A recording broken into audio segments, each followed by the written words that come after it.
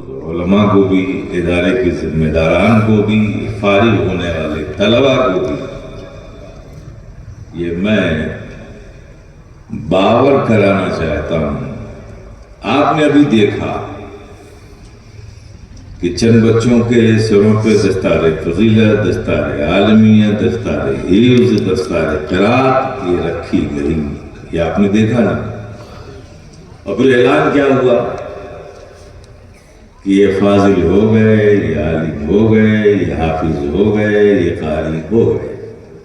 یہ تو ہوا نا، پگڑی باندھی گئی، عالم ہو گئے، پگڑی باندھی گئی، فاضل ہو گئے، پگڑی باندھی گئی، حافظ ہو گئے، پگڑی باندھی گئی، قاری ہو گئے۔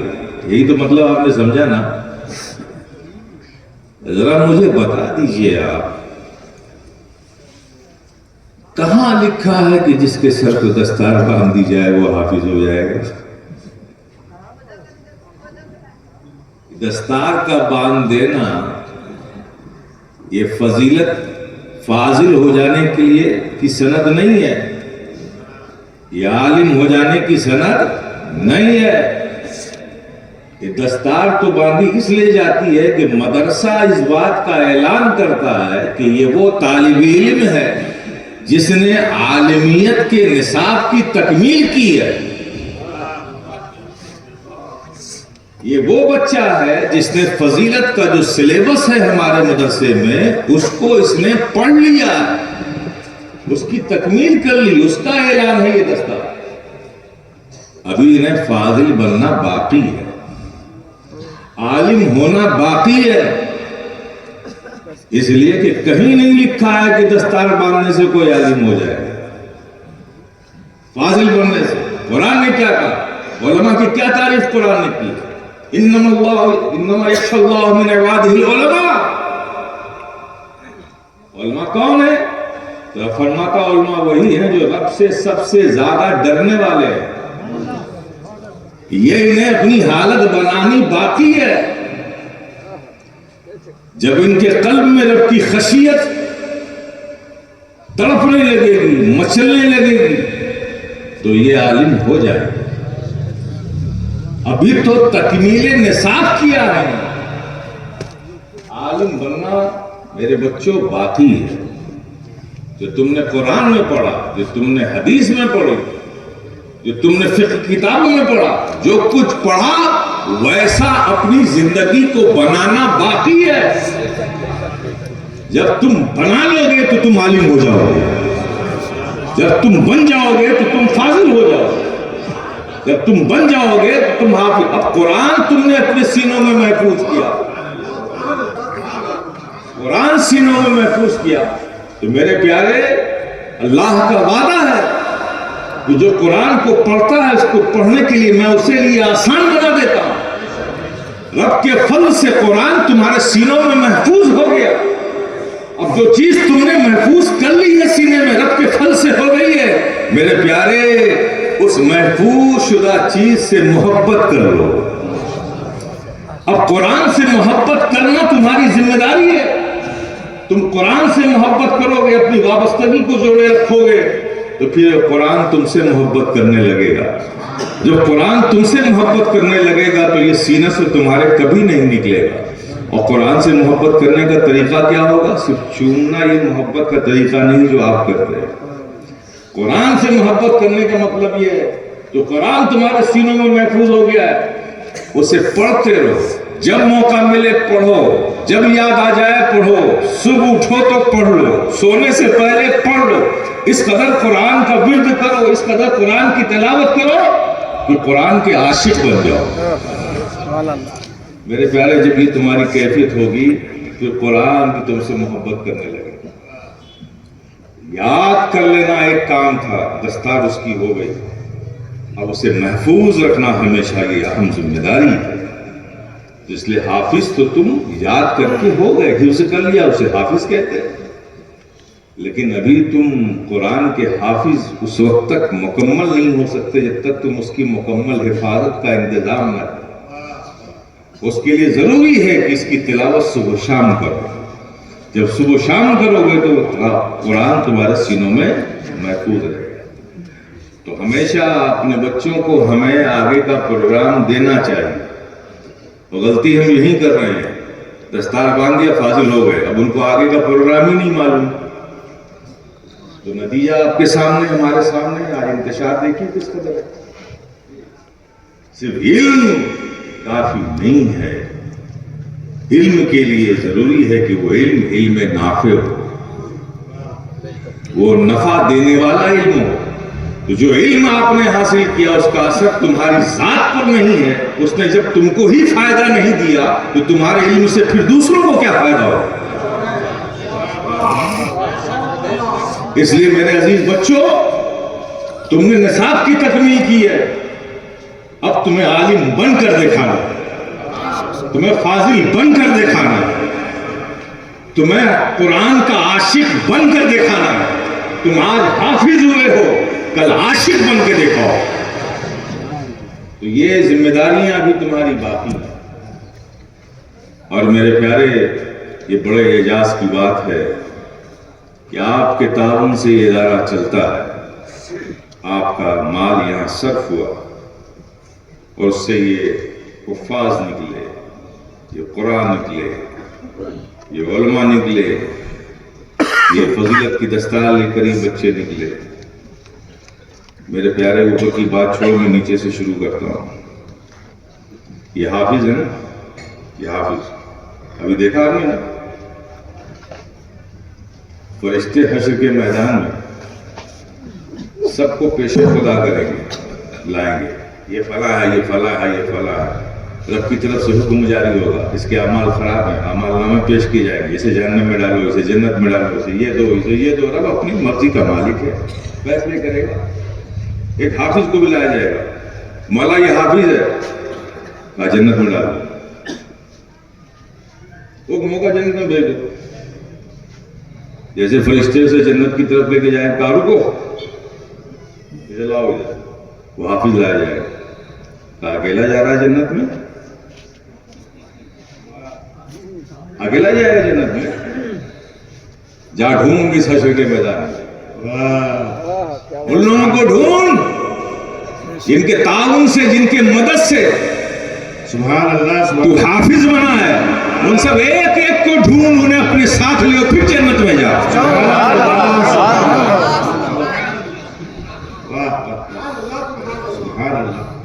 تو آپ نے اگر کچھ تعاون کیا اس ادارے کو تو نفع کا سودا کیا کہ گھاٹے کا؟ بولو نا میرے بھائی, نفع کا سودا کیا. یہ کتنے اعجاز کی بات ہے معلوم ہے. آپ کے دو بچے ہیں, ایک کو آپ اسکول بھیجتے ہو, آپ کو ایک مدرسہ بھیجتے ہو. یہاں پہ افسوس ہوتا ہے مجھے اس کا ذکر کرتے ہوئے کہ جب اسکول بچے کو بھیجتے ہو تو اس کے لیے صبح اٹھ جاتے ہیں, بچے کو تیار بھی کرتے ہیں, اس کا ٹفن بھی تیار کرتے ہیں, اسے بس تک, گاڑی تک, سڑک پر آ کے چھوڑتے بھی ہیں. اس کے ساتھ اتنی محنت. لیکن جو مدرسے بچہ جاتا ہے, خبر بھی آپ کو نہیں ہوتی کب بیچارہ اٹھا, کب مدرسے گیا. یہ بے اعتنائی آپ کی مدرسے جانے والے بچوں کی طرف سے. بچے دونوں آپ کے ہیں لیکن برتاؤ دونوں کے ساتھ الگ الگ ہے. اسکول جانے والے بچوں کے لیے ماں صبح اٹھ جاتی ہے, اب اس کو صبح اٹھنا کھلتا نہیں ہے, برا نہیں لگتا.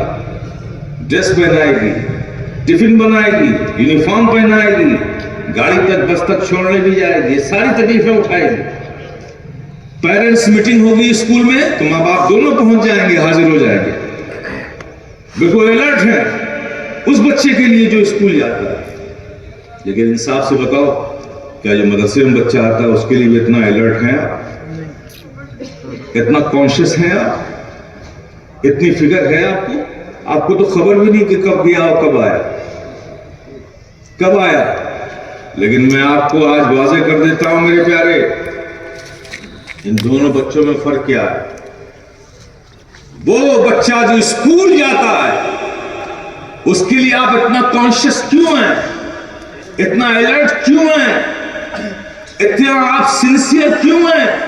صرف اس لیے ایک تمنا ہے اس کے لیے کہ بچہ ہمارا پڑھ کر انجینئر بن جائے گا، ڈاکٹر بن جائے گا، IAS بن جائے گا، IPS بن جائے گا، PCS بن جائے گا، PCSJ بن جائے گا، ایڈمنسٹریٹر بن جائے گا، سول سروسز میں آ جائے گا، الائٹ سروسز میں آ جائے گا، بینکر ہو جائے گا، IT انجینئر ہو جائے گا، الیکٹریکل انجینئر ہو جائے گا.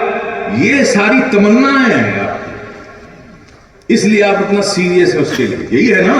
ایمانداری سے بولو نا، اس میں کیا شرمندگی کیا بات ہے؟ یہی ہے نا؟ تو گویا کہ وہ بچہ جو اسکول جاتا ہے وہ آپ کی تمناؤں کے سائے میں جاتا ہے نا؟ آپ کی تمناؤں کے سائے میں جاتا ہے. لیکن میرے پیارے غور سے سنو، وہ اسکول جانے والا بچہ آپ کی تمناؤں کے سائے میں جاتا ہے، لیکن یہ مدرسے میں آنے والا بچہ فرشتوں کے پروں کے سائے میں آتا ہے. سبحان اللہ، سبحان اللہ، سبحان اللہ، سبحان اللہ، سبحان اللہ. یہ فرشتوں کے پروں کے سائے میں آتا ہے. واہ.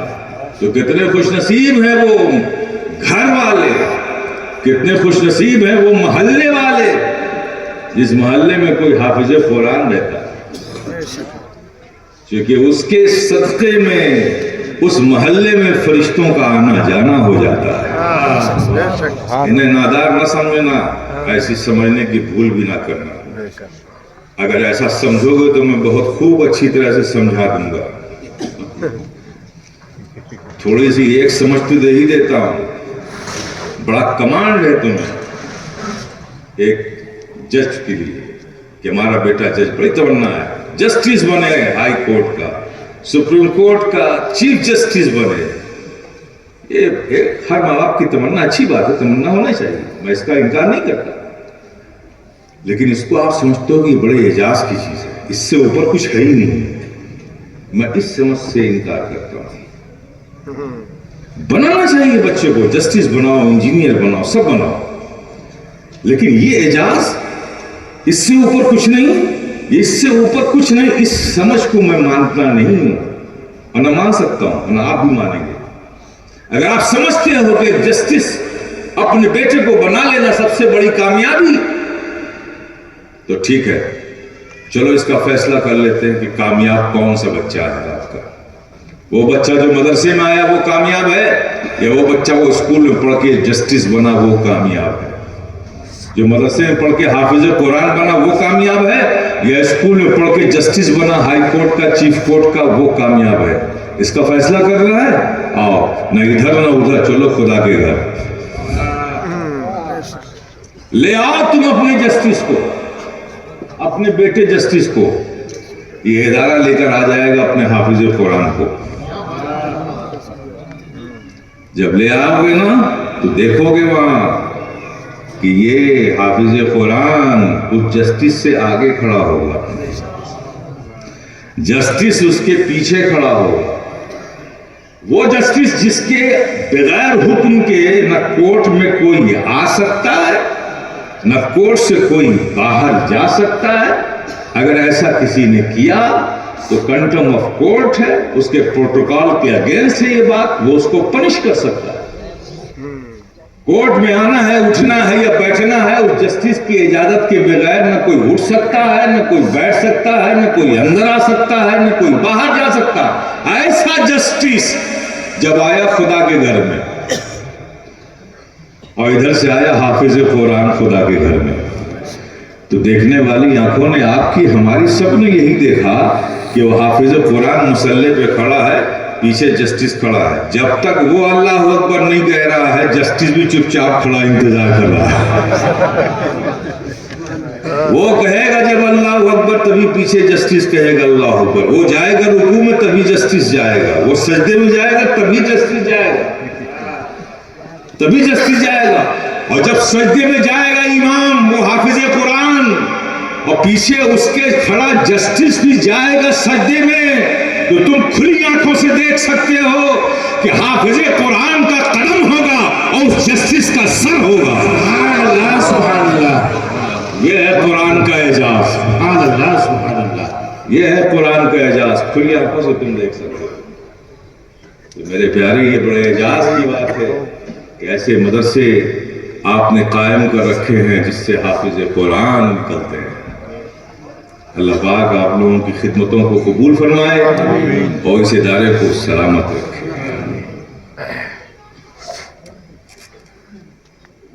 میں بہت پہلے آتا رہا ہوں، میرے خیال سے ابتدائی دور تھا توفیق العلوم کا، بالکل نیا نیا بنا تھا. اس کے بعد سے کئی سال متواتر آیا میں. ماشاءاللہ آج دیکھا کافی بچے فارغ ہوئے. اللہ ان بچوں کو دین کا سچا اور مخلص خادم بنائے اور آپ سب کی محنتوں کو، اراکین کی محنتوں کو، منتظمین کی محنتوں کو، اساتذہ کی محنتوں کو اور آپ کے تعاون کو سب کو قبول فرمائے اور دنیا و آخرت میں اس کا بہترین اجر عطا فرمائے. یہ تو میری ایک گفتگو تھی جو میں نے آپ سے کی اور آپ سے عرض کر دی. حضرات، میں نے جس آیت کریمہ کی تلاوت کا شرف حاصل کیا، وَالْعَصْرِ إِنَّ الْإِنسَانَ لَفِي خُسْرٍ إِلَّا الَّذِينَ آمَنُوا وَعَمِلُوا الصَّالِحَاتِ وَتَوَاصَوْا بِالْحَقِّ وَتَوَاصَوْا بِالصَّبْرِ. قسم ہے زمانے کی سارے کا سارا انسان گھاٹے میں، لیکن وہ جو ایمان لائے جس نے اچھے عمل کیے، یعنی وہی فائدے میں ہے جو حق پر ثابت قدم رہا اور صبر کی وصیت کی. حق پر ثابت قدم رہا، صبر کی وصیت کی، ایمان لایا اور اچھے عمل کیے، وہی فائدے میں ہے، باقی سب گھاٹے میں ہے. یہ کس کا فرمان ہے؟ بولو نا. رب کا فرمان. کس کے لیے؟ ہم سب کے لیے. اب پیارے مجھے بتاؤ، غور سے بتاؤ، اس پر ہمارا عمل کتنا ہے؟ ہم تو سمجھتے ہیں کہ فائدہ اس میں ہے کہ سب سے زیادہ دولت اکٹھی کر لی جائے، ہے کہ نہیں؟ رب کا کہنا ہے کہ سب نقصان میں، سب گھاٹے میں، فائدے میں کون ہے؟ جو ایمان لایا. فائدے میں کون ہے؟ جس نے اچھے عمل کیے. فائدے میں کون ہے؟ جو حق پر ثابت قدم رہا. فائدے میں کون ہے؟ جس نے صبر کی وصیت کی. بس وہی فائدے میں ہے. کیا ہمارے ذہن و فکر میں یہ فائدہ ہے؟ ارے میاں ایمان تو ہم رب کے فضل سے لے آئے، لائے نا. ایمان رب کے فضل سے. ایمان لانے میں آپ نے کون سی محنت کی بھائی؟ مسلمان بننے میں آپ نے کون سی محنت کی ہے؟ کوئی محنت کی ہے کیا؟ یہ رب کا فضل ہے کہ آپ کو ایک مسلمان کے گھر میں پیدا کر دیا، ایک مسلمان کی گود میں ڈال دیا تو آپ مسلمان ہو گئے. پیدا ہونے میں کوئی آپ کا اختیار تھا کیا؟ اگر کہیں اور ڈال دیتا تو وہ ہو جاتے. تو مسلمان تو رب کے فضل سے بنے ہیں آپ. لیکن مسلمان بننے کے بعد اچھے عمل کے مالک ہوئے؟ بولو نا میرے پیارے، ہوئے؟ یہ لمحے فکر ہے. آج جو حالات ہیں مسلمانوں کے، میرے پیارے غور سے سنو، اس کا ذمہ دار دوسروں کو قرار دینا یہ تو بڑی آسان سی بات ہے کہ فلاں نے یہ ظلم کیا، فلاں نے یہ ظلم کیا، فلاں نے یہ ظلم کیا. یہ بڑی آسان بات ہے. یوں انگلی اٹھانا یہ بڑا آسان طریقہ ہے، لیکن اسی انگلی کو یوں موڑنا یہ مشکل کام ہے. میں نہیں مانتا کہ زمانے میں اتنی قوت ہے کہ اللہ کے وفادار بندوں پر وہ ظلم و ستم کے کوئی پہاڑ توڑ سکے اور انہیں شکست دے سکے، ان کے سروں کو جھکا سکے. زمانے میں یہ طاقت ہی نہیں. زمانہ اگر ظلم کر رہا ہے تو اس کی وجہ زمانہ نہیں ہے، ہم نے خود اپنے رخ کو موڑ رکھا ہے. ہم مسلمان تو ہو گئے میرے پیارے، یہ بات آج میں کہنا چاہتا ہوں.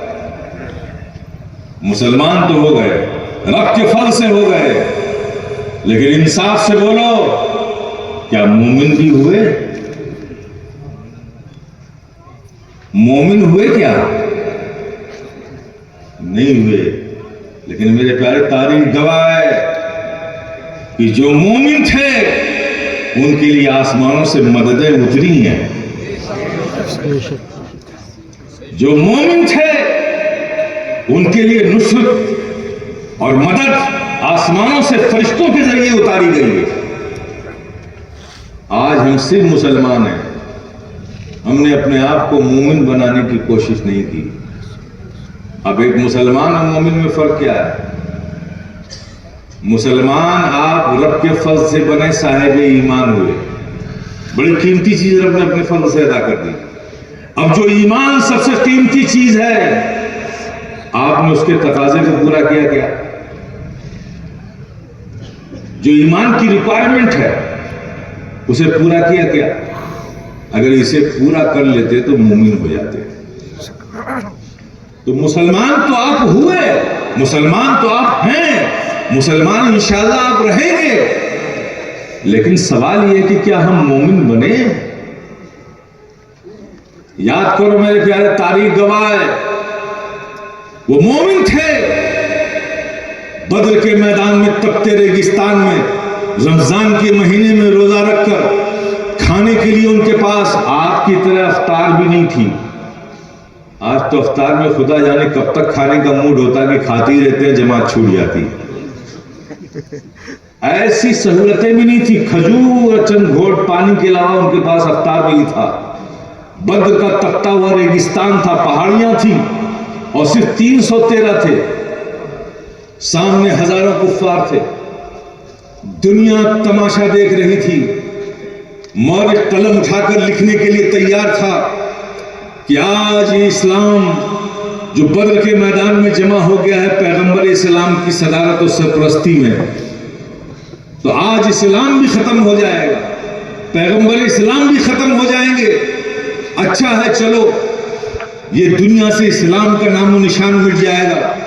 مورخ اس بات کو لکھنے کے لیے اس کے ہاتھوں میں قلم بے چین تھی. ادھر ہزاروں کفار قریش تھے، ادھر 313 بدر کے میدان میں وہ مومنین کامل تھے. ادھر کفار مشرکین تھے، ادھر صرف مسلمان نہیں مومنین کامل تھے.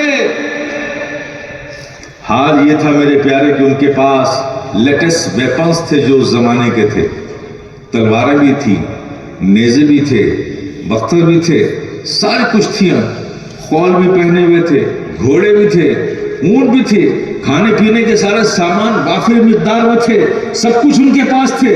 اور ادھر حال یہ تھا کہ ایک صحابی اللہ کے پیارے حبیب آقا و مولا صلی اللہ تعالی علیہ وسلم کے حضور حاضر ہوئے اور کہا یا رسول اللہ، یہ مشرکین مکہ تو بہت زیادہ بھی ہیں اور ان کے پاس لیٹسٹ ویپنز بھی ہیں، ہتھیار بھی ہیں، تلوار بھی ہے، بھالے بھی ہیں، برشیاں بھی ہیں، اور ہمارے پاس تو لڑنے کو ڈنڈا بھی نہیں ہے. ہم ان سے کیسے لڑیں گے؟ کچھ اس معصومیت سے کہا آپ صحابی نے آقا سے کہ آقا مسکرا پڑے. بدر کے میدان میں آقا مسکرا پڑے. اہل محبت تصور کرو کہ جب آقا مسکرائے ہوں گے تو کیا عالم ہوا ہوگا. آقا مسکرا پڑے اور فرمایا اچھا تمہارے پاس لڑنے کو کچھ نہیں ہے؟ کہاں یا رسول اللہ میرے پاس لڑنے کو کچھ نہیں ہے، لیکن میں لڑوں گا ان سے. لڑنے کو کچھ نہیں ہے لیکن میں بدر کے میدان میں اس سے جنگ کروں گا. اچھا تم جنگ بھی کرنا چاہتے ہو اور لڑنے کے لیے ہے بھی نہیں تمہارے پاس؟ کہا یا رسول اللہ آپ تو ہیں، ہمارے پاس تو کچھ نہیں، آپ ہیں نا، لڑوں گا. آقا ہمارے آقا صلی اللہ علیہ وسلم مسکرایا، تبسم فرمایا. وہاں کھجور کا ایک پیڑ تھا، آپ نے اس کی ایک ٹہنی توڑی اور توڑ کر کہا لو جاؤ اس سے جنگ کرو. آپ صحابی بھی تھے، آج کے وہ نہیں تھے. صحابی تھے، وہ نہیں تھے. نام لینا ضروری ہے کیا؟ صحابی تھے، آج کے دور کے وہ نہیں تھے. انہوں نے لپک کر نبی کے ہاتھ سے وہ کھجور کی ہری نم شاخ لچکتی ہوئی لے لی. انہوں نے یہ نہیں دیکھا کہ کون کیا دے رہے ہیں، یہ نہیں دیکھا کہ آقا کیا دے رہے ہیں. وہ تو بس یہ دیکھ رہے تھے کہ کون دے رہا ہے. دینے والا میرے جان و دل کا مالک ہے. دینے والا وہ ہے جس کے ہاتھوں سے کوثر کا جام پئیں گے.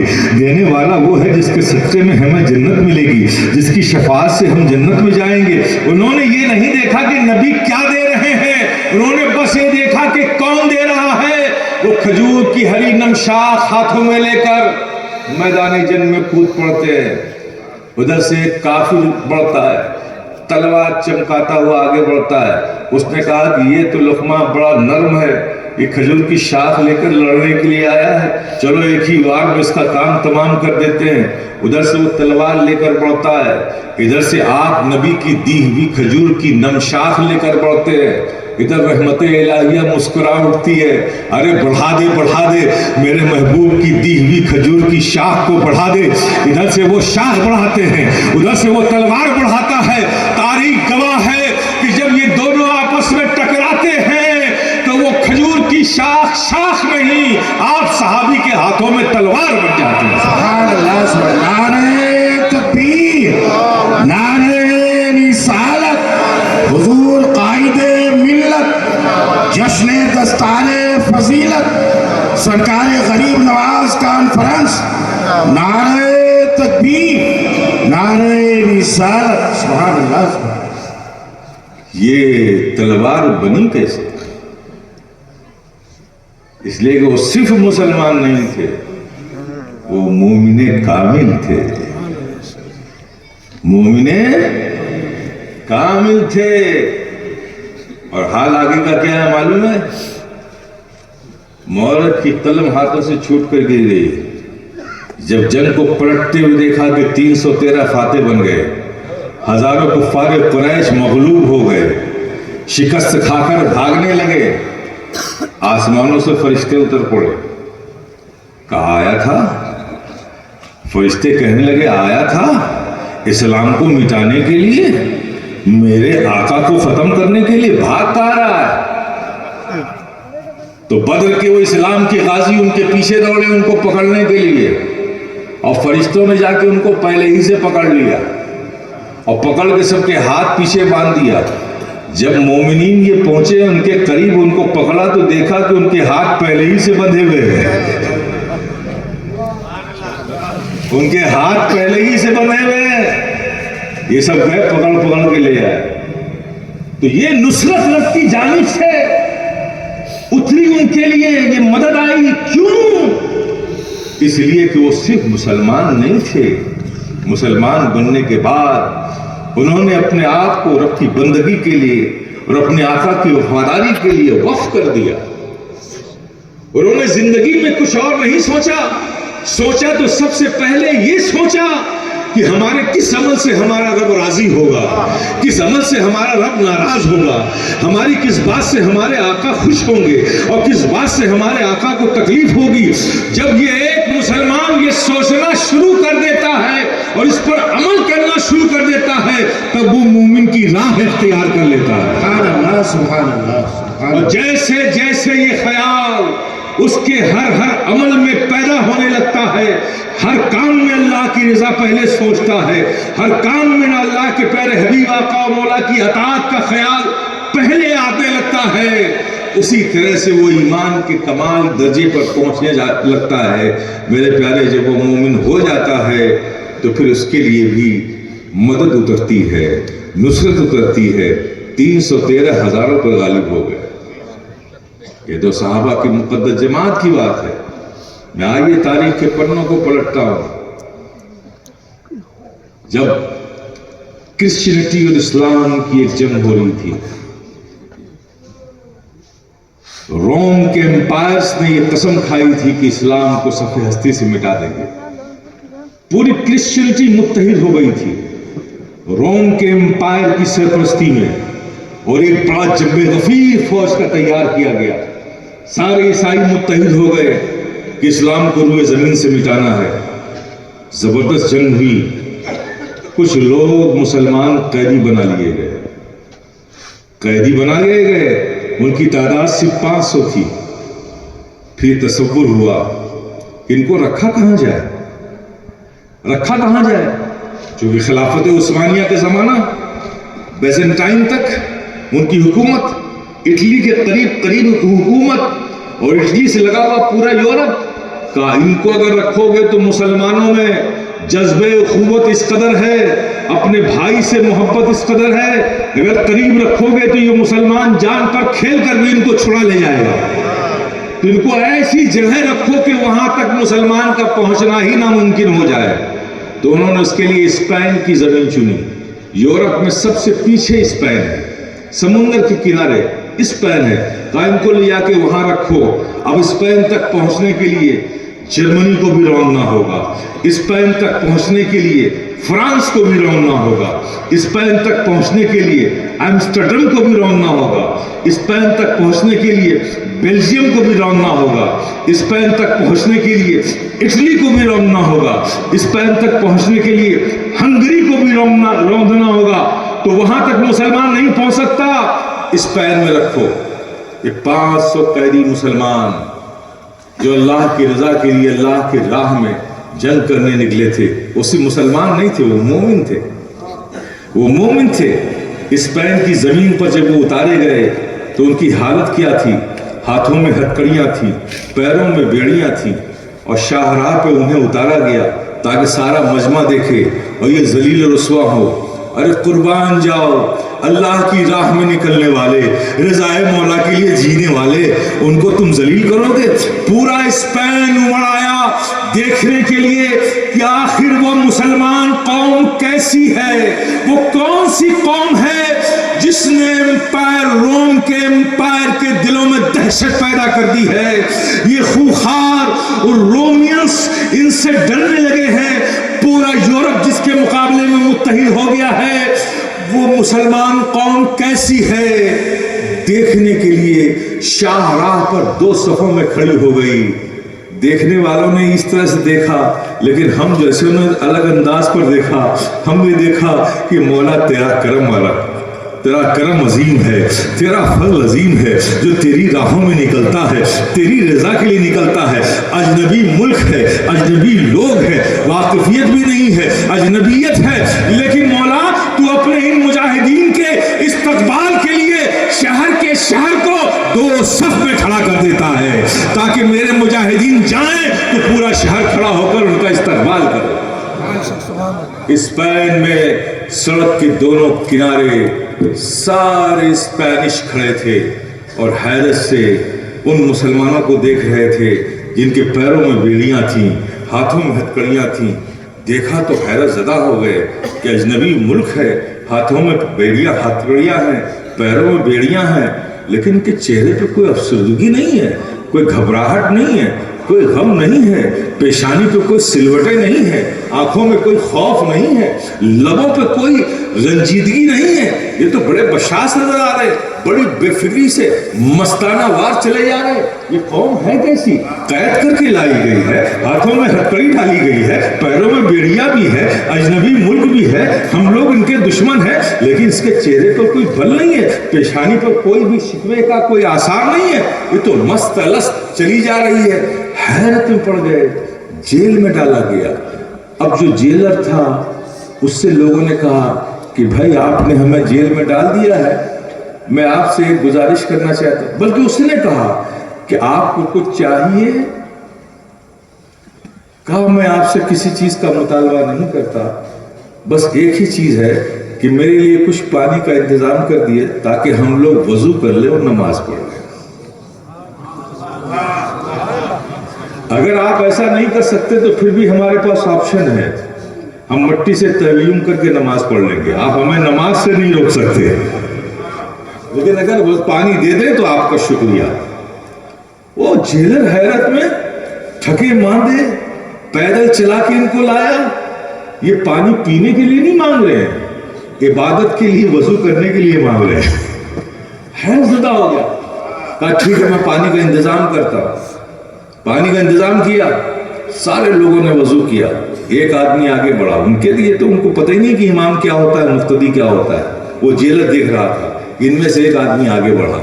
وہ آگے بڑھ کے امامت کر رہا، پیچھے سب نماز پڑھا. حیرت میں پڑ گیا کہ کیا صاحب ڈسپلن ہے کہ جب ایک آدمی اللہ اکبر کہتا ہے تو سب کے ہاتھ اڑ جاتے ہیں.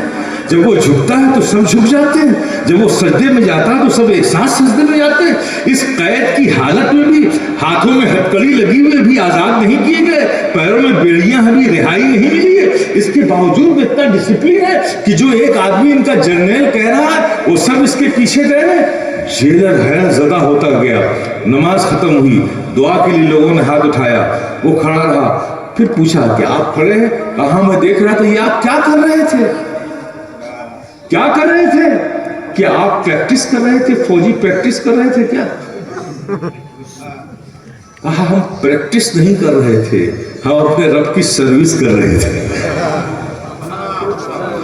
ہم فوجی پریکٹس نہیں کر رہے تھے، ہم اپنے رب کی دی ہوئی سروس کر رہے تھے۔ اس نے جو ہمیں حکم دیا ہے اس حکم کو ہم پورا کر رہے تھے۔ وہ جیلر بڑا حیرت زدہ ہو گیا۔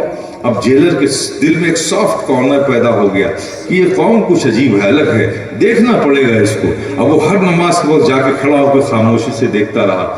ان اداؤں کو، نماز کی اداؤں کو دیکھ دیکھ کر اس کے دل میں بھی تبدیلی ہونے لگی۔ میرے پیارے، نماز وہ چیز ہے جسے تم چھوڑ بیٹھے ہو۔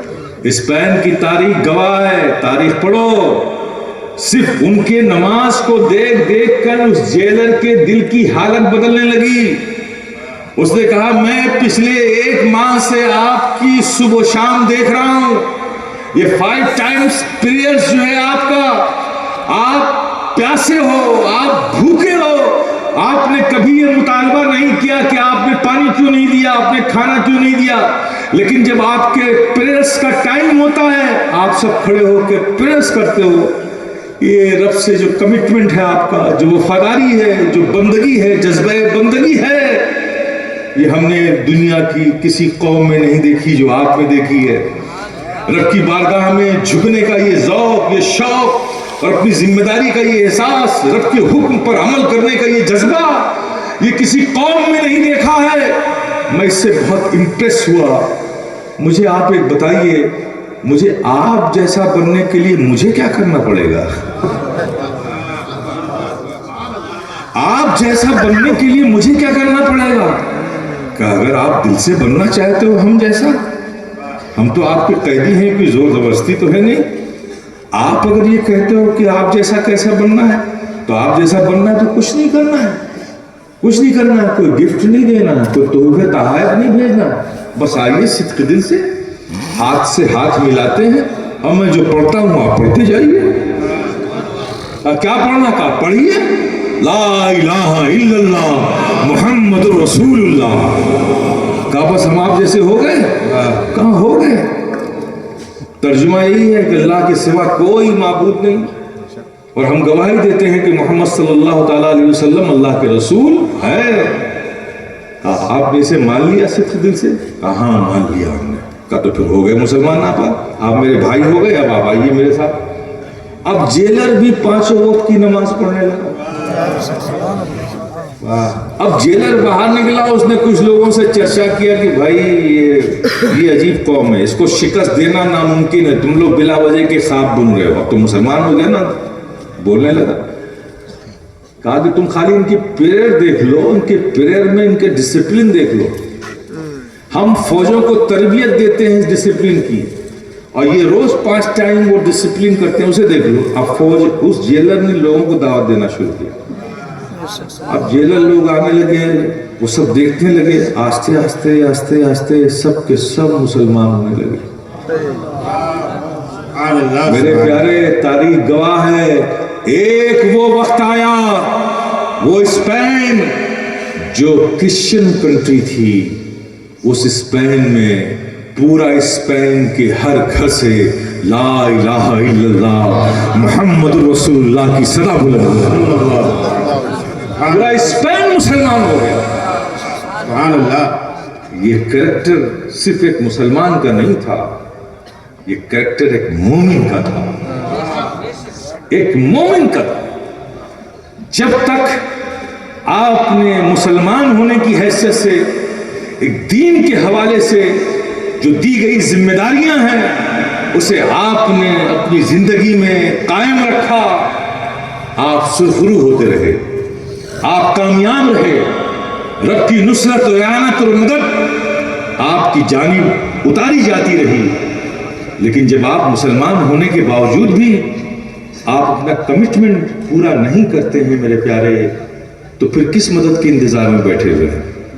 آپ کو تو انتظار ہے کہ فلاں سیاسی جماعت جب آئے گی تو بہت اچھا ہو جائے گا، فلاں سیاسی جماعت جائے گی تو بہت اچھا ہو جائے گا۔ یہ آنے جانے والے لوگوں سے آپ اچھائی کی امید رکھے ہوئے ہو؟ آپ اس کی طرف اپنی تمناؤں کی نظریں نہیں اٹھاتے جو ہمیشہ سے ہے اور ہمیشہ رہے گا، جو ہم سب کا رب ہے، جو سچا ہمارا حامی و ناصر ہے۔ ارے ان آنے جانے والوں سے کیا امید ہے؟ اے قوم مسلم، تم مسلمان ہو، ان آنے جانے والوں کو چھوڑو، آؤ اپنے رب کی طرف لوٹو اور ہاتھ اٹھا کر کہو کہ مولا کل بھی تو ہی ہمارا تھا، آج بھی ہمارا ہے اور کل ہی بھی تو ہمارا رہے گا۔ اب فتح و نصرت اگر چاہتے ہو، باوقار زندگی چاہتے ہو، جہاں ہو وہاں چاہتے ہو، تو میرے پیارے یہ فقیر شفیع گدائے جیلانی صرف یہی کہتا ہے کہ لوٹ آؤ اپنے رب کی طرف، لوٹ آؤ اپنے رب کی طرف، اپنی زندگی کے معمولات میں شامل کر لو اس فکر کو کہ کچھ کرنے سے پہلے یہ سوچو کہ جو کرنے جا رہے ہیں اس سے ہمارا رب راضی ہوگا کہ نہیں، اس سے ہمارا رب راضی ہوگا کہ نہیں، جو ہم کر رہے ہیں اس سے ہمارا رب راضی ہوگا کہ نہیں۔ میرے پیارے اپنے معمولات میں صرف اس فکر کو شامل کر لو، ہزاروں برائیوں سے بچ جاؤ گے، ہزاروں برائیوں سے بچ جاؤ گے۔ میرے پیارے وقت ہے بدلنے کا، نہیں بدلو گے اپنے آپ کو تو میرے پیارے قرآن میں اللہ نے بڑے واضح لفظوں میں فرمایا ہے کہ جو قوم اپنی حالت کو نہیں بدلتی تو پھر رب بھی اس کی حالت کو نہیں بدلتا۔ تو اگر بدلاؤ چاہتے ہو تو یہ آتی جاتی ہوئی سرکاروں کے بدلاؤ پر امیدیں لگا کر مت بیٹھو، اپنے آپ کو بدلو، اپنے آپ کو بدلو۔ میں یہ نہیں کہتا کہ ہر آدمی تسبیح لے کے جنت و جنگل میں چلا جائے، نو، اسلام میں روحانیت نہیں ہے، دنیا میں رہنا ہے، دنیا کی ضرورتوں کو پورا بھی کرنا ہے، ایک باپ کی حیثیت سے، ایک شوہر کی حیثیت سے، ایک بھائی کی حیثیت سے، ایک بیٹے کی حیثیت سے، ایک پڑوسی کی حیثیت سے، یہ سب حقوق ہیں ان پر ایک دوسرے کے، ان کو پورا بھی کرنا ہے۔ لیکن اسلام تو چاہتا یہ ہے کہ میرے پیارے تم میرے فالوورز ہو، میرے بلیورز ہو، میرے لائے ہوئے قانون پر تم کمیٹڈ ہو، میرے لائے ہوئے قانون کی تم نے عہد وفا کی تم نے قسم کھائی ہے کہ جو ہم تمہیں نظام دے رہے ہیں، نظام حیات دے رہے ہیں، رب کی جانب سے بھیجا ہوا نظام حیات جو ہم تمہارے حوالے کر رہے ہیں، تم اس سے سیٹسفائیڈ ہو، تم اسے مانتے ہو، تم اس پر ایمان لائے ہو، تم اس کو مان کر مسلمان کہلاتے ہو، تو میرے پیارے بس اتنا کرو کہ جب تم جو کام کرو اس میں صرف یہ فکر شامل کرو کہ ہمارے اس کام سے ہمارا رب راضی ہوگا کہ نہیں۔ جس دن یہ کر لو گے حالات بدلنے لگیں گے میرے پیارے، حالات بدلنے لگیں گے۔ یہ فقیر شفیع گدائے جیلانی آپ سے وعدہ کرتا ہے، آپ مسلمان سے مومن بننے کی کوشش شروع کر دو، پھر چھوڑ دو اپنے آپ کو، مومن بن گئے تو آپ امان میں آ گئے، پھر زمانے کی فتنیں آپ کا نقصان نہیں پہنچا سکتے، ورنہ یہ سیاست، پالیٹکس، راجنیتی، اسباب، علل، یہ وہ کرتے رہ جاؤ گے، دنیا سے چلے جاؤ گے اور اپنے آنے والی نسلوں کو اس حال میں چھوڑ کے جاؤ گے۔ آج تو پھر بھی ہم آپ برداشت کرتے ہیں اور حالات بہت بہتر ہیں، آنے والے حالات کیا ہوں گے اس کی خبر نہیں ہے آپ کو۔ اسلام نہیں کہتا ہے کہ آپ جنگلوں میں جاؤ، اسلام کا تو ڈیمانڈ صرف اتنی ہے کہ اے مسلمانوں، یہ دنیا کی چیزوں کو تمہاری ضرورت ہے تو اسے ضرورت سمجھو، اسے ضرورت ہی سمجھو۔ بھئی پیسے کی ضرورت ہے نا آپ کو، پیسے سے کپڑا خریدیں گے، مکان بنائیں گے، کھانے پینے کا انتظام کریں گے، سواری کا انتظام کریں گے، بچوں کو پڑھائیں گے، پیسے کی ضرورت انہی کاموں کی ہے نا۔ تو پیسہ جو کچھ بھی ہے ضرورت ہے، تو اسلام میں تو یہ کہتا ہے کہ پیسہ تمہاری ضرورت ہے، اسے ضرورت ہی سمجھو۔ اگر ملینر بننے سے تمہاری ضرورت پوری ہوتی ہے تو ملینر بنو، اسلام کو کوئی پرابلم نہیں. اگر بلینر بننے سے تمہاری ضرورت پوری ہوتی ہے تو بنو، اسلام کو کوئی پرابلم نہیں. اگر ٹریلینر بننے سے تمہاری ضرورت پوری ہوتی ہے بنو، اسلام کو کوئی پرابلم نہیں. اگر ملٹی ٹریلینر بننے سے ضرورت تمہاری پوری ہوتی ہے بنو، اسلام کو کوئی پرابلم نہیں. اسلام تو صرف یہ کہتا ہے کہ یہ ضرورت ہے، اسے اپنی ضرورت ہی سمجھو، اسے زندگی کا مقصد مت سمجھو، اسے زندگی کا مقصد مت بناؤ. دنیا کی چیزوں کو زندگی کی ضرورت سمجھو اور مقصد اپنے رب کی رضا کو بناؤ، اپنے رضا الہی کو اپنی زندگی کا مقصد بناؤ. یہی تو اسلام کہتا ہے آپ سے، یہی تو اسلام کہتا ہے آپ سے. میرے پیارے، کیا ہم اس چیز کو بھی نہیں پورا کر سکتے؟ ہمارے اخلاق سے دنیا نے جانا ہے کہ اخلاق ہوتی کیا چیز ہے. ہمارے صبر کو دیکھ کے دنیا نے جانا ہے کہ صبر ہوتا کیا ہے. ہمارے کردار کو دیکھ کر دنیا نے جانا اور پہچانا ہے کہ کردار کا حسن ہوتا کیا ہے. ہماری وسعت قلبی کو دیکھ کر دنیا نے جانا ہے کہ وسعت قلبی ہوتا کیا ہے.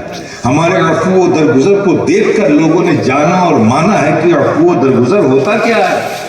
یہ سب دنیا نے ہم سے سیکھا ہے. آج قتل و غارت گری کا ماحول ہے. میں تاریخ کے پنوں کو یہ مورخین پلٹتے نہیں ہیں کیونکہ ماضی ان کا بڑا خراب ہے. رومن امپائرس نے لاکھوں لوگوں کو قتل کیا ہے، لاکھوں لوگوں کو، لیکن کسی بھی یورپین کنٹری کے کسی بھی مورخ نے انہیں ٹیررسٹ نہیں کہا، نہیں کہا، کیونکہ وہ ان کے اپنے ہیں نا، ان کے اپنے ہیں نا. اسلام کی تاریخ میں کبھی بھی اسلام نے افینس نہیں کیا ہے. جتنی بھی وار اسلام میں لڑی گئی تاریخ میں وہ ڈیفنس میں لڑی گئی ہے. حملہ آور کوئی اور ہوا ہے، مسلمانوں نے اپنا دفاع کیا. ہم نے کسی کو ظلم نہیں کیا. ہم نے تو جب بھی کیا ہے، اپنا ہو یا غیر ہو، انصاف ہی کیا. اگر غیر بھی غلط ہوا تو ہم نے غیر کو بھی غلط کہا، اپنا غلط ہوا تو اپنوں کو بھی غلط کہا. یہ اسلام کی تاریخ ہے. کردار ہم سے سیکھا، اخلاق ہم سے سیکھا، صبر ہم سے سیکھا. دنیا نے کتنی آج ہماری کمزوری ہے، یہ مفلسی ہے یہ کہ جس چیز کو دنیا دیکھ کر یہ انسانوں میں ایک خوبصورت انسان ماننے کو تیار ہو گئی تھی، بے مثل بے مثال انسان ماننے کو یہ ساری انسانیت تیار ہو گئی تھی کہ مسلمان بھی انسان ہی ہے، لیکن صرف انسان نہیں ہے، بے مثال انسان ہے. مسلمان بھی انسان ہی ہے لیکن صرف مسلمان انسان نہیں، بے مثل انسان ہے، چونکہ یہ بے مثال نبی کی امت ہے. یہ بے مثل نبی کی امت ہے جس کے اخلاق کی کوئی مثال نہیں، جس کے کردار کی کوئی مثال نہیں، جس کے عفو و درگزر کی کوئی مثال نہیں، جس کے وسعت قلبی کی کوئی مثال نہیں. یہ اس نبی کی امت ہے. دنیا یہی بولتی تھی. آج تو ہم نے صبر کی بات تو چھوڑیے، انصاف کی بات تو چھوڑیے، مربت کی بات تو چھوڑیے، اتنی بھی انسانیت باقی نہیں رہنے دی ہم نے کہ ہم اپنے بھائیوں کے حقوق کو بھی ادا کر دیں، ہم اپنے بہنوں کے حقوق کو بھی ادا کر دیں، ہم اپنے پڑوسی کے حقوق کو بھی جانیں. یہ ہمارے